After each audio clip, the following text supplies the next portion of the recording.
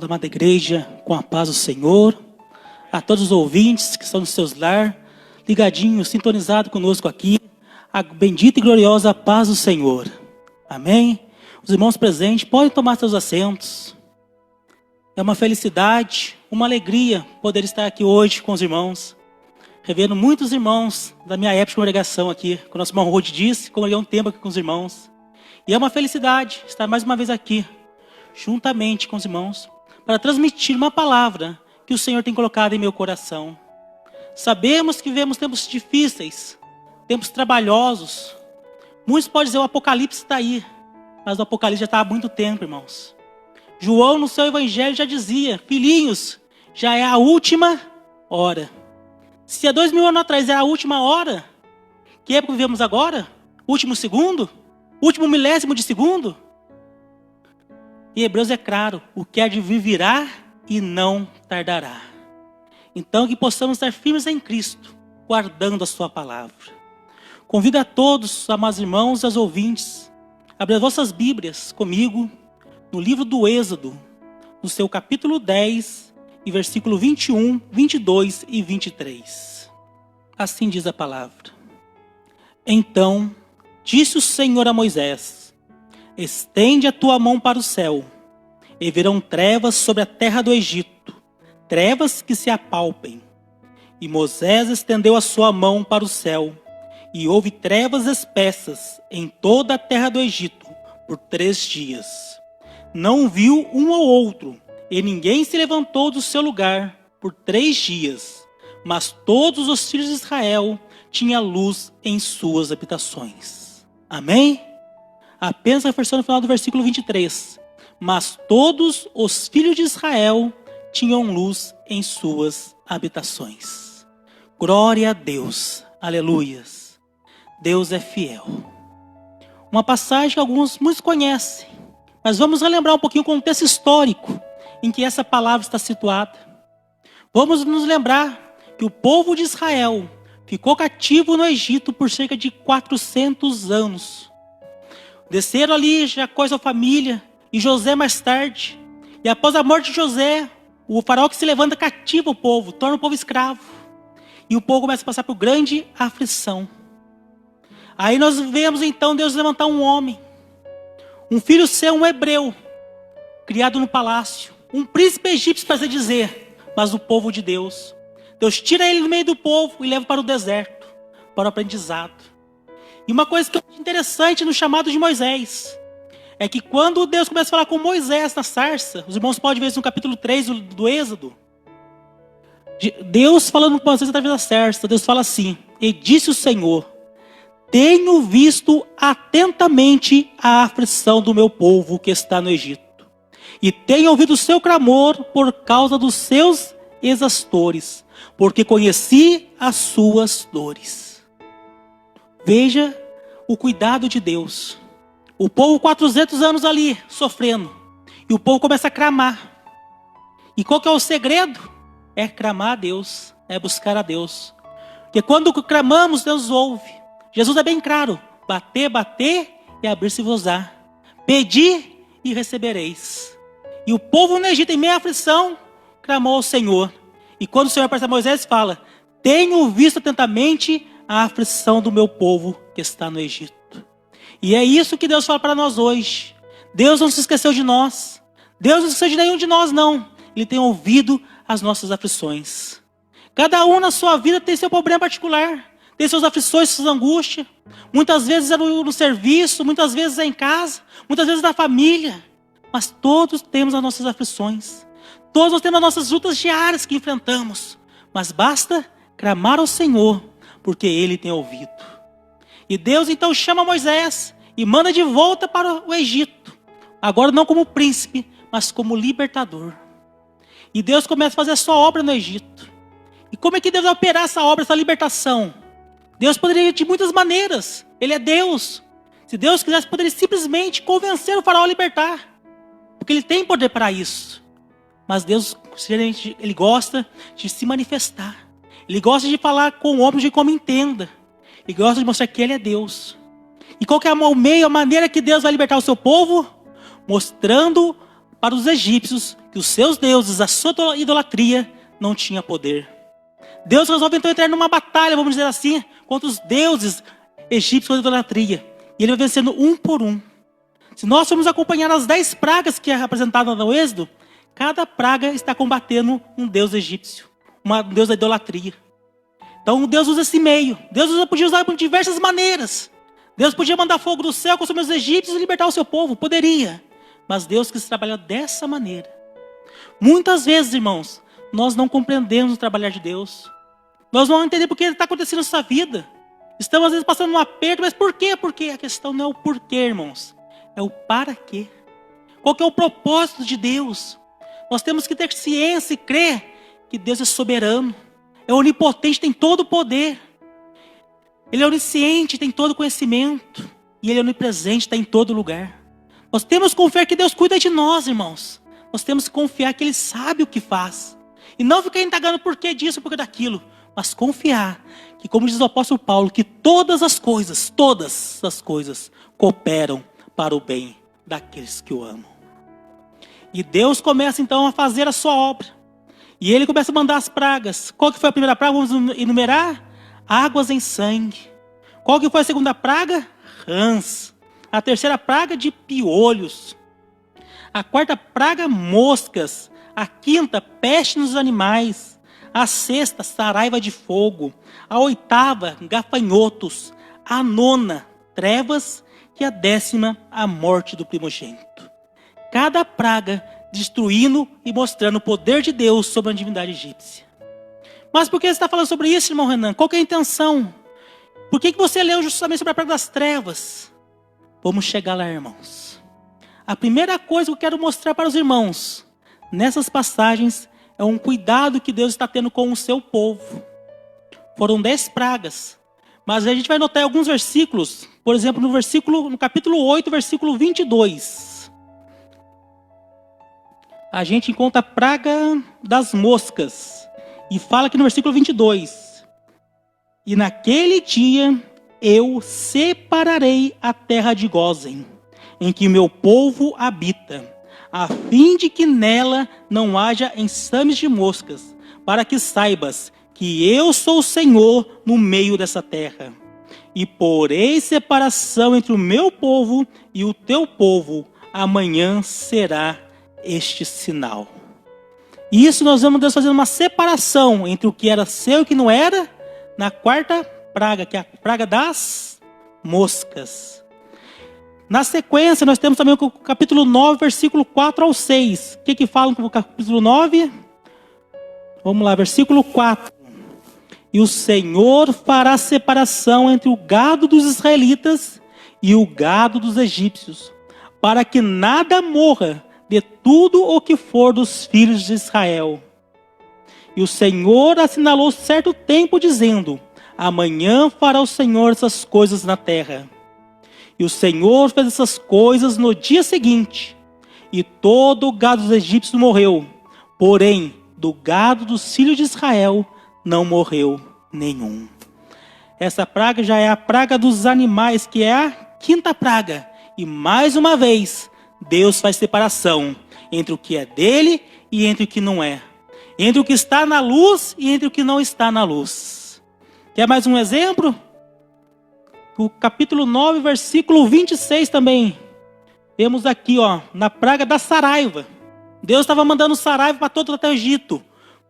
Pedras de fogo, destruindo toda a plantação. Mas o versículo diz, versículo 26.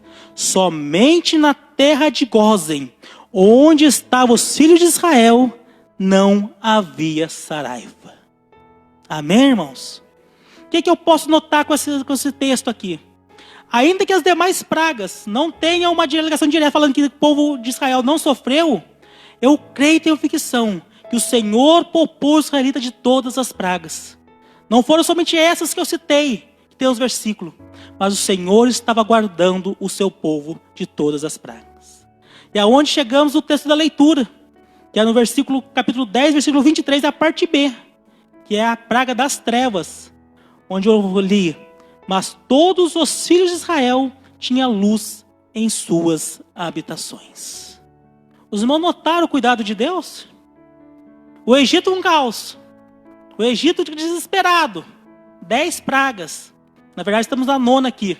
Já se passaram 9 pragas. Mas o povo de Israel estava guardado em Deus.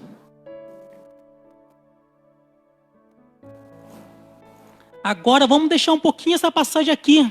E vamos fazer uma comparação, um paralelo com o que é escrito no Salmo de número 91, irmãos.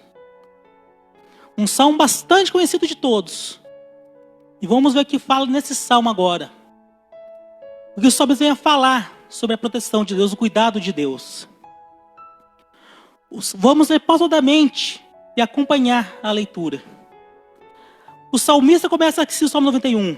Aquele que habita no esconderijo do Altíssimo, à sombra do Onipotente descansará. Aqui o salmista começa pondo uma condição. E qual é a condição que o salmista põe? Aquele que habita no esconderijo do Altíssimo. Qual é o segredo? Onde está o mistério? Habitar no esconderijo do Altíssimo. A sombra do Onipotente descansará. O salmista continua. Direi do Senhor, Ele é o meu Deus, o meu refúgio e a minha fortaleza. Nele confiarei. O que é habitar no esconderijo do Altíssimo? O que é estar sob o Onipotente? É confiar no Senhor. Dizer que Ele é o meu refúgio, a minha fortaleza. O que é uma fortaleza? Um lugar seguro. Um lugar onde o inimigo não entra. É um lugar cercado por muros. E quem que é a nossa muralha? É o Espírito Santo que nos protege. É o próprio Deus que protege a sua cidade. Ele é o nosso muro. Ele é a nossa fortaleza. E nele confiarei. É nele que devemos confiar. Muitos confiam na medicina. Muitos confiam em médico. Sim, Deus deixou a medicina para nos ajudar. Deixou os médicos ajudar. Mas temos que confiar em Deus. Porque se o Deus não estiver com o médico, se Deus não estiver ali trabalhando junto, não nada adianta. Não adianta todo o conhecimento do mundo, se o Senhor não estiver ali. Então em quem confiamos? Em Deus. E o salmista continua. Porque Ele te livrará do laço do passarinheiro e da peste perniciosa. Ou seja, Deus te dará livramento. Continua ainda. Ele te cobrirá com as suas penas e debaixo de suas asas estará seguro. A sua verdade é escudo e broquel. Os irmãos percebem a proteção que o salmista fala aqui? Os irmãos entendem que muitas vezes não é os cuidados terrenos, não é o muito correr, o muito a fazer, como foi louvado da harpa de Marta, está aos pés do Senhor, porque é Deus quem cuida. É Deus que é o escudo e broquel, é Deus quem nos protege. A gente, como ser humano, a gente já faz a nossa parte. A gente vai ao médico, a gente toma os remédios quando está doente, mas quem faz o milagre, quem faz a obra é Deus. Vamos continuar? Não temerás espanto noturno, nem seta que voe de dia, nem peste que ande na escuridão, nem mortandade que assole ao meio-dia. Ou seja, aquele que confia em Deus não teme nada disto. Não teme a peste, não teme a morte, não teme o espanto noturno, não teme a seta que voa de dia. Por quê? Porque está em Deus. Primeiramente, não teme a morte, por quê? Aquele que está em Deus tem a convicção e a certeza que não vai morrer. Você sabia que o verdadeiro cristão não morre? Nós podemos sim descansar no Senhor. Esse corpo físico, um dia vai ao pó, o que o mundo chama de morte. Mas na verdade para nós não é morte, porque nós já ressuscitamos com Cristo. E se vivemos, nós reinamos com Cristo. Então quando esse corpo físico vier a padecer, vier a falecer, nós não estaremos mortos. Mas estaremos descansando do Senhor, como que dormimos, aguardando a sua volta. Então não há por que temer a morte. O mundo aí fora hoje teme a morte. É o medo deles. Não posso aqui porque eu vou me contaminar e vou morrer. Mas por que temer a morte? Por que, irmãos? Se esse mundo é passageiro, se essa vida que vivemos é passageira, se daqui nada vamos levar, antes devemos temer ao Senhor, aquele sim que pode nos tirar a vida eterna. Devemos temer ao Senhor, Ele sim é que pode nos dar a vida eterna também. Então vamos entender isso, irmãos. Não há por que temer, não há necessidade de temor. Não temerás espanto noturno, nem seta que voe de dia, nem peste que ande na escuridão, e nem mortandade que assole o meio-dia. Basta confiar no Senhor, basta entregar a sua vida a Ele, porque o salmista continua: 1000 cairão ao teu lado, 10.000 à tua direita, mas tu não serás atingido. Veja que livramento. É como se você estivesse no centro e cai 1000 flechas do teu lado, 10.000 à sua direita, e você não é atingido. E não foi isso que Deus fez lá no Egito? O Egito todo passando pelas pragas e o povo de Deus protegido, seguro. Veja que benção. Ao versículo 8, o verso 8: somente com os teus olhos olharás e verás a recompensa dos ímpios. Por que o salmista diz isto? Porque assim como Deus estava trazendo juízo para o Egito, a cada tempo Deus traz seu juízo sobre a terra. E quando Deus traz o seu juízo, aquele que está em Deus, aquele que se entrega a sua vida a Deus e confia nele, diz que somente com os olhos orarás e verás a recompensa dos ímpios. Ainda que ninguém é perfeito, nem o homem é justo por si mesmo, mas somos justificados pelo sangue da cruz. Somos justificados pelo sangue de Cristo que verteu na cruz, que nos faz dignos e herdeiros de Cristo do céu. Vamos continuar o salmo? Porque tu, ó Senhor, és meu refúgio. O Altíssimo é a tua habitação.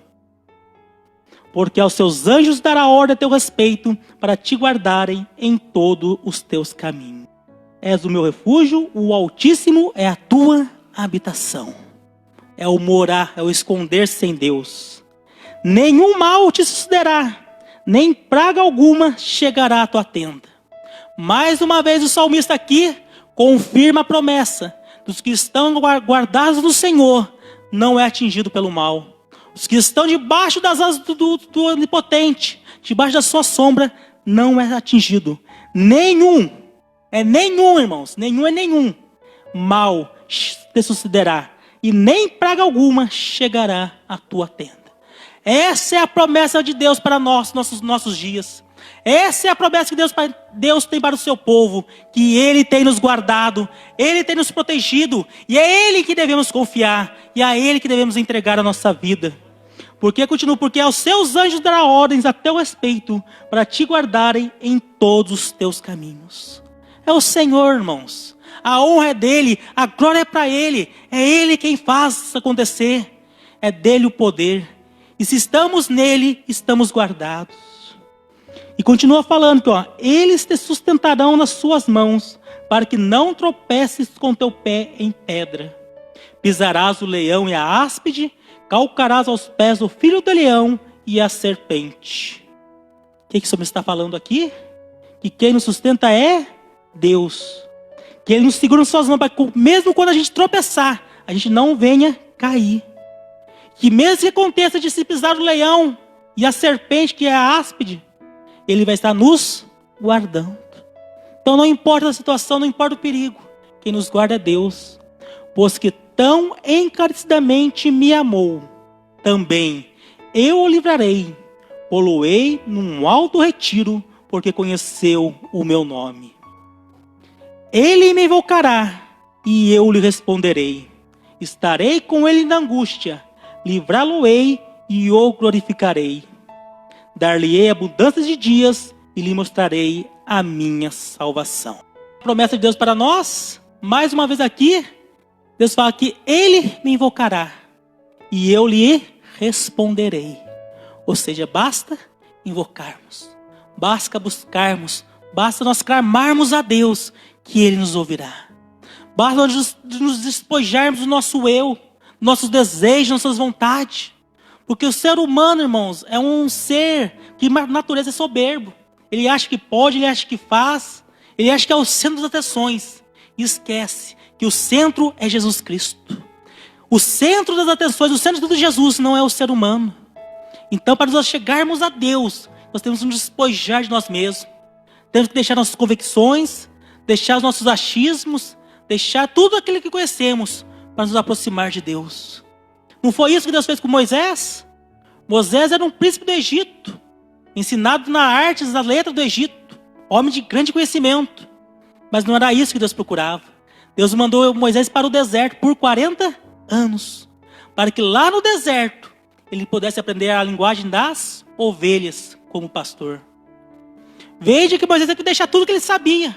A ciência do Egito, os conhecimentos, tudo aquilo que ele aprendeu no mundo, toda aquela ciência, ainda que útil para alguma coisa, ele teve que esquecer para poder aprender a linguagem das ovelhas, para aprender a humildade, para que no momento certo o Senhor o trouxesse de volta para libertar o seu povo.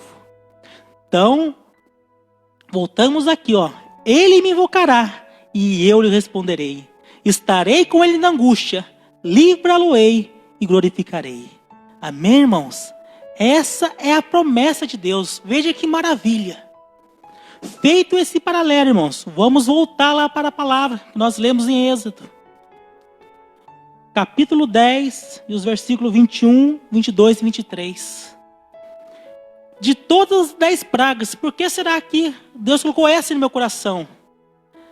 Por causa da simbologia. E qual simbologia nós temos aqui? Trevas e luz. Os irmãos já pararam para pensar? Trevas e luz. Se estamos na luz, como Cristo está na luz, estamos com Ele. Não é que João fala? E o mundo jaz em trevas. Agora nós vemos aqui a comparação. Como que está a nossa época? O mundo está bem? O mundo, na verdade, nunca esteve bem, irmãos. Desde a época de Jesus, que Jesus tem nesse mundo, o mundo está no maligno, está em trevas. A cada dia vai piorando. Mas vamos notar que para aqueles que aceitaram a Jesus, para aqueles que creram no Senhor, havia luz. E qual que é o simbolismo da luz? O entendimento, a compreensão. A luz quer dizer esclarecimento. Aquele que está em luz, ele não fica, vamos dizer, no escuro. Aquele que está em luz, ele tem entendimento, ele entende o que está acontecendo. E o que Deus tem para nós essa noite é isso. Deus quer que nós possamos entender o que está acontecendo nos últimos dias. Não venhamos ficar amedrontados, acuados. Não vou sair, não vou fazer aquilo porque pode acontecer alguma coisa. Não. Essa não é a vontade de Deus para conosco. A vontade de Deus é que nós tenhamos entendimento. Que Ele, sendo justo juiz, tem trazido o seu juízo sobre a terra. Tem trazido a sua ira. Porque os homens pecaram, prevaricaram contra o Senhor. E Ele tem trazido a sua punição. Mas vamos lembrar que aquele que está em Deus está em luz. Em Gósen não houve saraiva. Em Gósen os animais não morreram. Em Gósen não havia mosca, porque estavam na proteção. Que possamos compreender e entender esse cuidado, esse carinho, esse amor que Deus tem para conosco. Não vamos desprezar as autoridades, vamos seguir as recomendações. Vamos sair, vamos usar nossa máscara, vamos usar nosso álcool, mas não vamos ficar amedrontados, atemorizados, achando que qualquer coisinha vai acontecer e nós vamos morrer. E se morrermos, como eu disse, o crente não morre, apenas descansa. E qual que é a nossa missão nesse tempo, como igreja?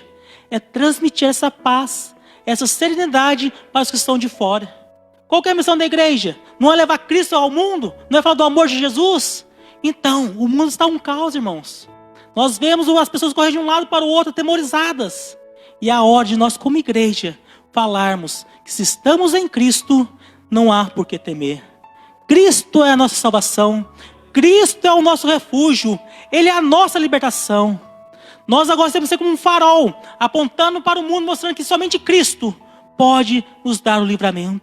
Somente Cristo pode salvar, não só esse corpo físico que vai parecer um dia, mas também a alma, salvar nossa vida, nos dar uma coisa melhor, um mundo melhor, o céu. Por que as pessoas têm medo? Porque eles não têm a esperança de uma vida melhor. Por que o mundo se atemoriza e tem esse medo de morrer? Porque eles não têm a esperança da vida eterna. Porque no fundo, eles sabem que se hoje morrerem sem Cristo, eles estarão perdidos. Realmente será o fim. Mas para nós que estamos em Cristo, nós temos a convicção que se hoje partirmos dessa terra, estaremos com Cristo na glória para todos sempre. E é essa convicção, é esse desejo que nós devemos levar para as pessoas que estão lá fora, irmãos. Mostrarmos a Ele que há algo melhor. Que a vida não é só essa vidinha que a gente leva aqui. Acorda cedo, vai para casa, trabalha, volta, final de semana sai para passear. Não é só isso. Tem muito mais, irmãos. Tem muito mais nos esperando.